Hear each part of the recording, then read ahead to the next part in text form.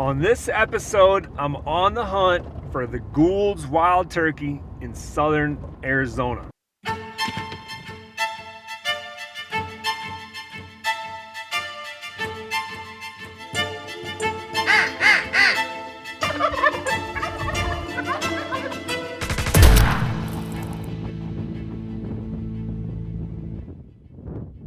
Took me about 14 years to draw this tag.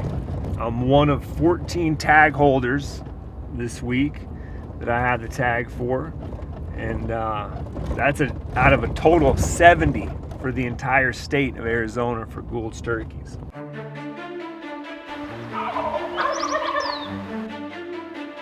Gould's is one of the 5 subspecies here in our lovely country. Got the Osceola over there in Florida, Rio, kind of south central to eastern turkey, encompassing most of the eastern United States, and the Merriam's that lives out west.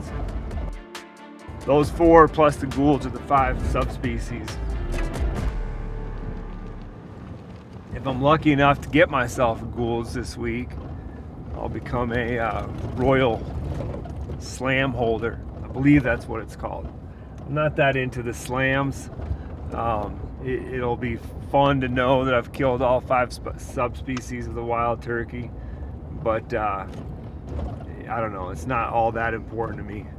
What's more important to me is that you get to come to cool places like a Sky Island mountain chain in southern Arizona.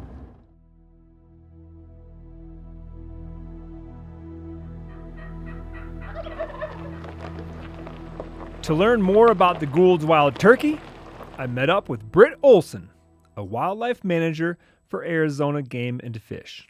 All right, so let's talk Gould's. Somehow someone knew that there were a subspecies called a Gould's that used to be in southern Arizona, right? Yeah, and so there was that knowledge, but when we tried to reintroduce birds, and I mean the Game and Fish Department, of course, in the 50s, it was thought, well, let's try the Merriam's, right? Because we have a lot of Merriam's in the northern part of the state to source, so let's give it a shot, let's put them down there. And after a few decades, it was pretty clear that the Merriam's turkeys just were not going to fit in southeastern Arizona. They just failed to thrive.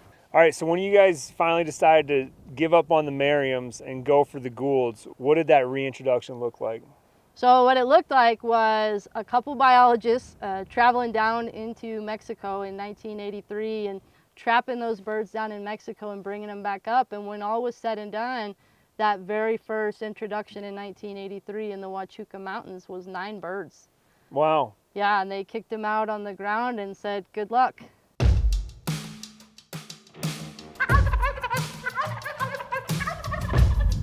That's the cool thing with Gould's is they really are kind of riparian-oriented birds. So if you look at your mountain range and you break it down to those big major drainages that are coming down the slopes, those are probably going to be the places where your Gould's are going to be. They're going to be at those mid elevations and lower elevations in the foothills, probably not so much up at the very tops. These riparian drainages where you guys have camped out here along the creeks, that's where they tend to be. So we have a lot of these large mountain ranges that jut up from these big flat valleys. So you can be surrounded in mountain ranges and out in the middle of a giant grassland. And we have several of these down here in the southeastern corner of the state. And so we call them the Sky Island ranges. They're islands in the sky essentially, and they are separated from the others.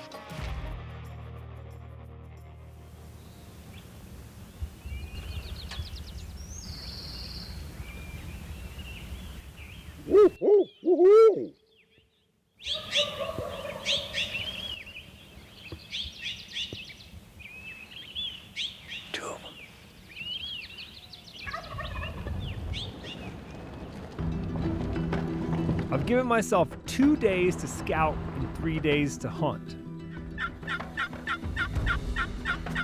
These Gould's are not pressured birds, so I'm thinking this should be plenty of time. So yeah, I'm just kind of cruising around doing some scouting, trying to get a couple ideas. Because of the limited pressure, I'm not really too worried that I'm gonna get beat to a spot by another hunter. And even if I was, there's plenty of other places to go. And looking forward to a good hunt. They seem to be gobbling, so I think it's gonna be fun.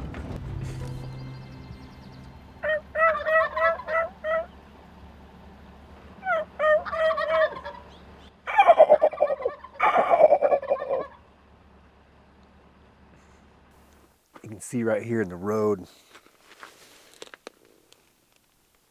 these marks, they're drag marks from the bird's wingtips. When he's in full strut, he drags those wing feathers as he's strutting and displaying for the hen. And it's a great way to, know if you got gobblers in your area, anywhere where you're hunting. Besides just seeing turkey tracks, if you can see those strut marks, you have a mature tom hanging out. They're playing ball big time. I'm just cruising around, enjoying seeing these beautiful birds. The tail fans on them are incredible. Just extremely, extremely bright white tips on them. I'm told to actually scout these birds and look for a big old rope dragger. Look for one that's got big long spurs. I don't know if I'm going to get into all that. I think I'm just going to be happy with one that has a big pretty tail fan on him, not missing any feathers.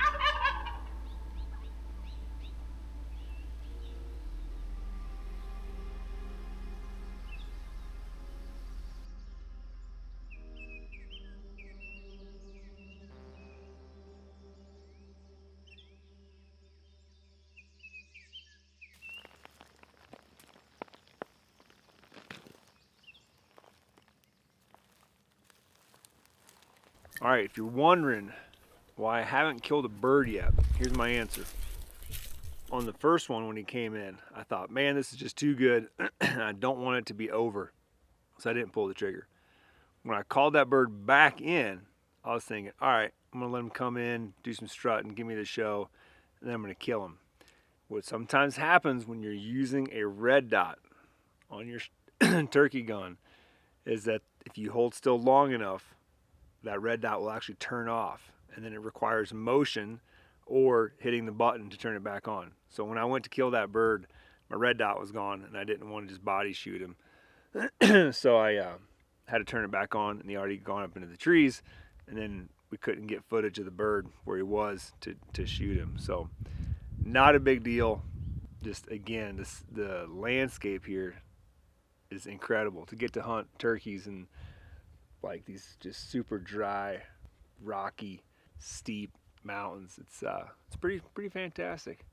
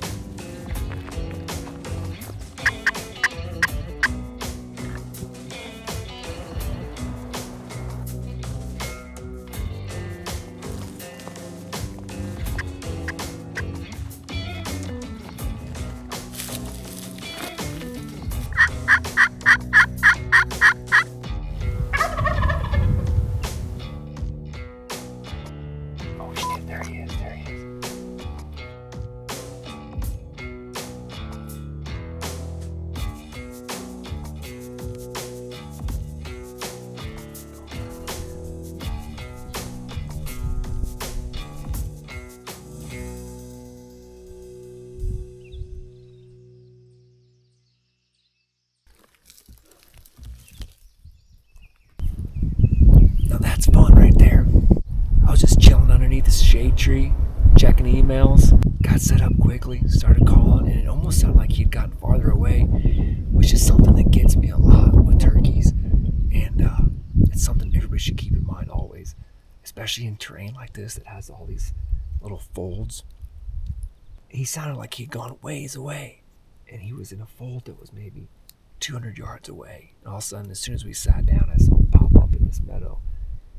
Well, to prove that point even farther, he came across the meadow and dropped into this little gully wash fold in front of me that's less than 100 yards. And he gobbled in there half a dozen times, and I would bet he was 300 yards when he was gobbling in there. But when he popped up, I couldn't see a beard. And when I did see a beard, it didn't look like that 9-incher that Britt was telling me I should hold out for. Didn't have any spurs on him either.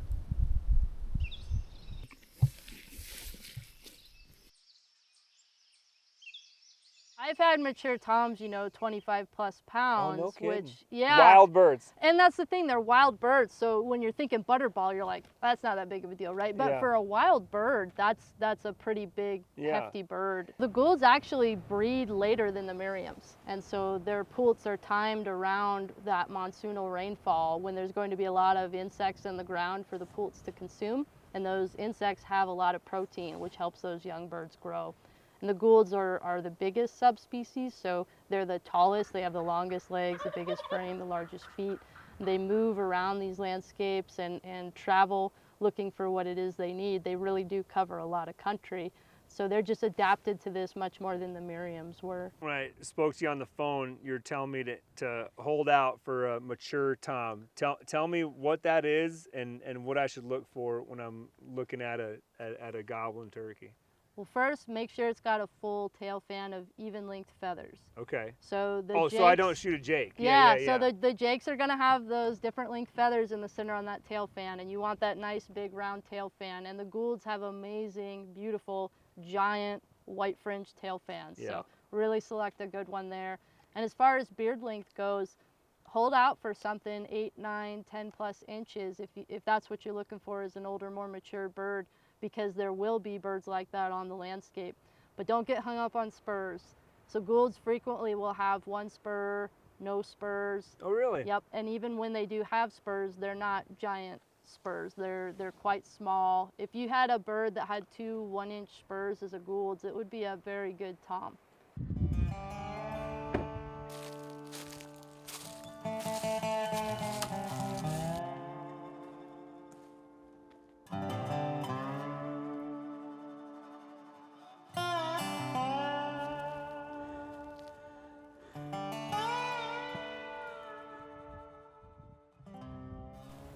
It's end of the day. Had a great morning.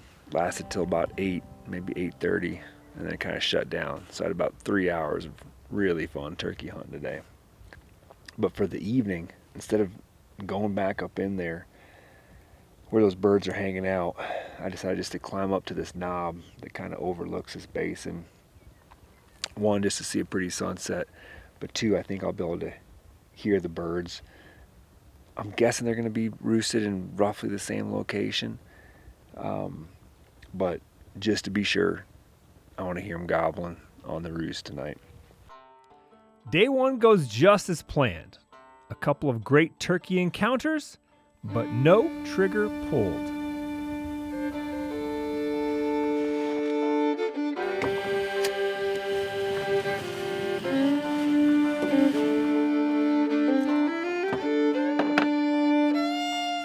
Last night, had the great plan of climbing onto that high point so I could listen to those birds in their roost.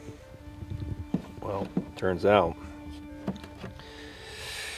either those birds were not in their roost or they were not making any noise in their roost.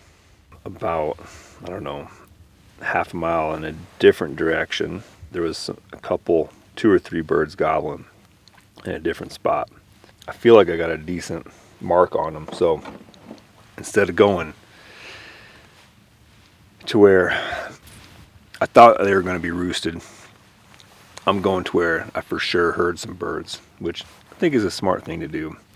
It's a bummer never having been there, so I don't know what the layout's going to be like on the ground, but it should be a fun hunt.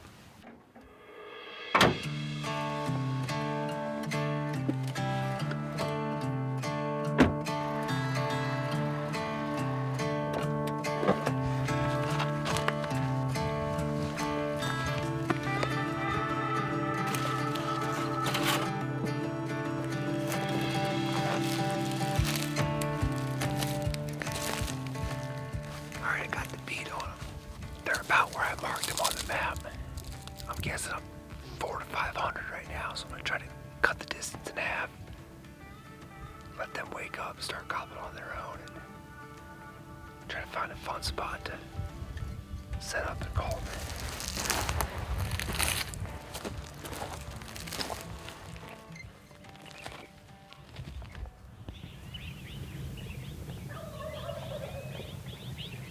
I'm guessing that they're right at where what I would call the toe of the hill, where it gets steep and then kind of benches out. So I'm guessing they're going to come down to the bench to feed, not hang right on the side of the mountain, although they could. It's time to just find a nice looking spot and set up.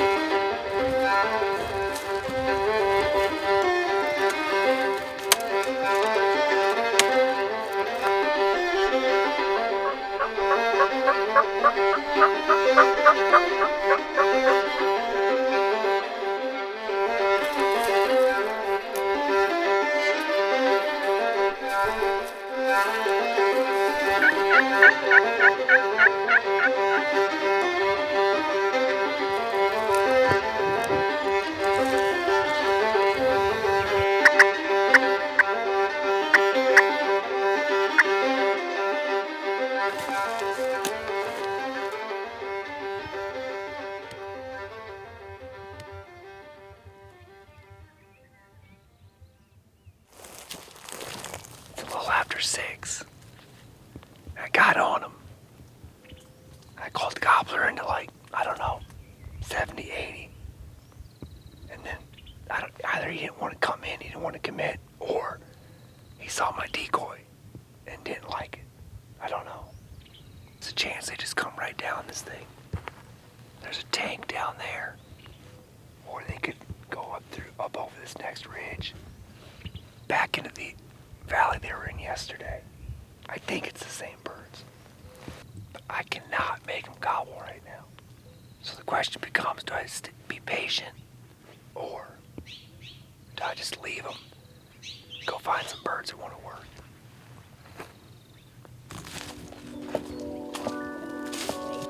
I decide to cover ground in search of more gobblers. My scouting says there's plenty of birds around.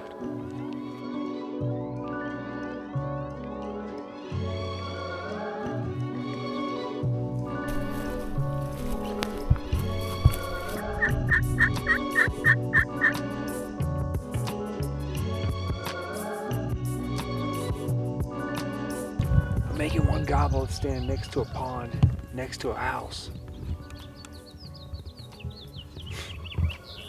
He's gobbling good. He's got no hens with him. If he breaks into the woods, I'm gonna meet him halfway here. Unfortunately, I got about 300 yards of public to work with.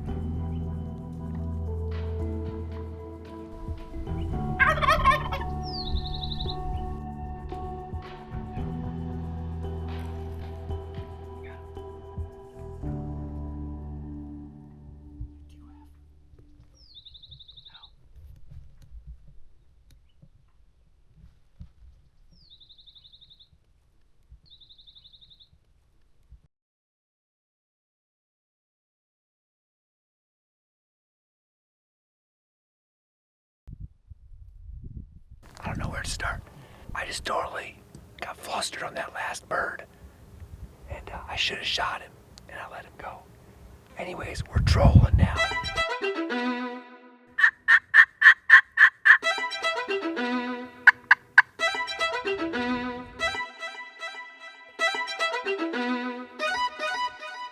For the evening, I'm back in the canyon from the first morning.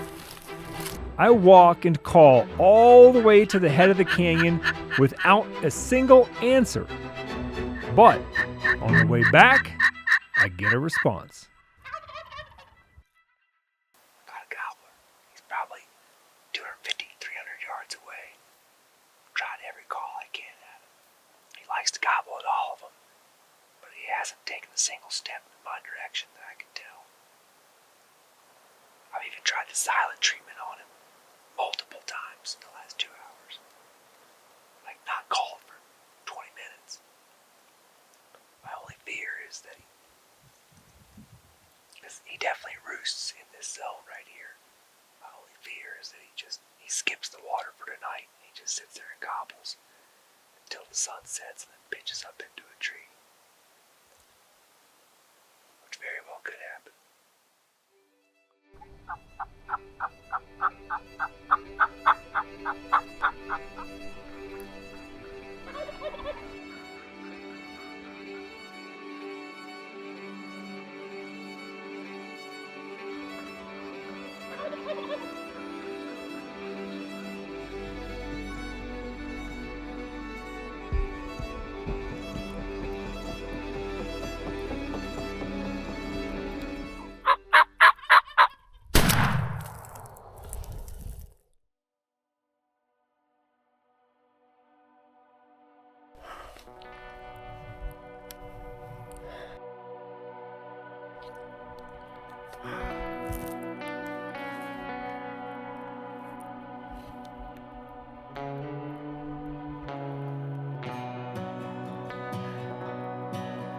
That's what I was looking for.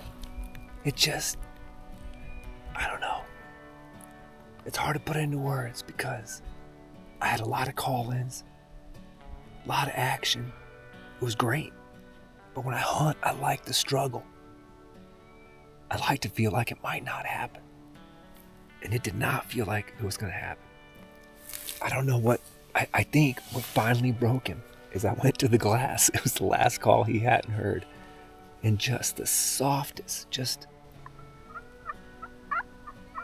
that's literally how I was calling to him.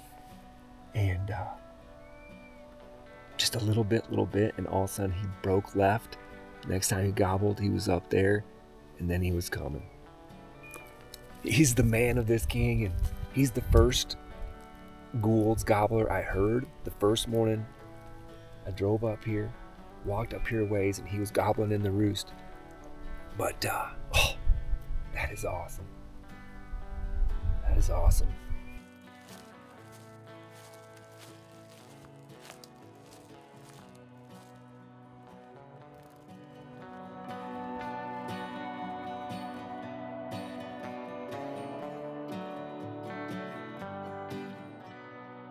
I don't know if there's a prettier animal on our continent. I've seen a lot of them, but the wild turkey is a fantastic beast. I mean, look at that iridescence. Woo, woo, woo, woo! And like Britt said, oftentimes they don't have spurs, and as you can see, well, he's got like a little bitty nubbin right here. He's got about a, I don't know, maybe 3/4 incher here. Hunting the Goulds was all that it was cracked up to be. Big, hard gobbling birds in rough terrain. I want to say thank you to all the volunteers and state game agency workers that made this experience possible.